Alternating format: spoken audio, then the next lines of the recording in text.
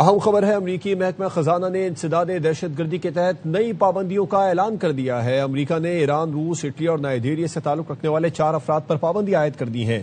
ایران سے منسلک ایک کمپنی اور ایک شہری پر بھی پابندی عائد کی گئی ہے۔ امریکی محکمہ خزانہ کے مطابق پابندیوں کا تعلق ایران کے جوہری و میزائل پھیلاؤ سرگرمیوں سے ہے۔ ایرانی شہری، بہروز نمازی اور اس سے منسلک نیٹ ورک پابندیوں کی فہرست میں شامل روسی کمپنی ایوراتیک، ایرانی نیکا جیٹ کمپنی اور نائجیریا کی وینگارڈ ٹیکنیکل سپلائی پر بھی پابندی لگا دی گئی ہے۔ میکسیکو کے جوارس کارٹیا اور لاس ویگاس کی پابندیوں سے متعلق نکات اپڈیٹ کر دیے گئے۔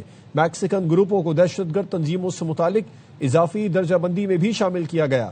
پابندیوں کا مقصد دہشت گردی کی معاونت اور حساس ٹیکنالوجی کی ترسیل کو روکنا ہے۔ روسی کمپنی ایوارتیک، ایرانی نیکا جیٹ کمپنی اور نائجیریا کی وینگارڈ ٹیکنیکل سپلائی پر بھی پابندیاں عائد کر دی گئی ہیں۔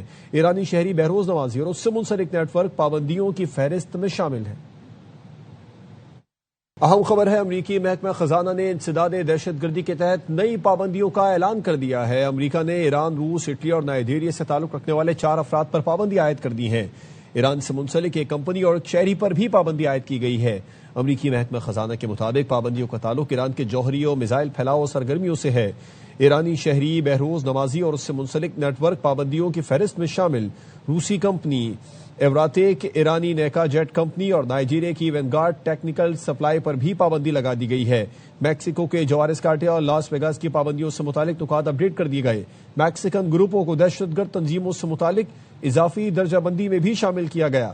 پابندیوں کا مقصد دہشت گردی کی معاونت اور حساس ٹیکنالوجی کی ترسیل کو روکنا ہے۔ روسی کمپنی ایوارتیک، ایرانی نیکا جیٹ کمپنی اور نائجیریا کی وینگارڈ ٹیکنیکل سپلائی پر بھی پابندیاں عائد کر دی گئی ہیں۔ ایرانی شہری، بہروز نمازی اور اس سے منسلک نیٹ ورک پابندیوں کی فہرست میں شامل ہیں۔